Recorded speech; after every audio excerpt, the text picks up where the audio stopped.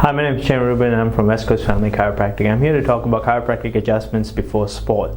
Any sporting events, let it be judo or let it be footy or let it be soccer. So what chiropractic adjustments do is restores joint function. So before a sporting event, if we can get more motion into the joint and get people performing during a match, that will just increase their ability to perform because it'll be optimizing their range of motion. So by inducing a chiropractic adjustment where appropriate, where the joints are restricted before a sporting event, and then getting them into the sporting event will just optimize their whole sporting ability.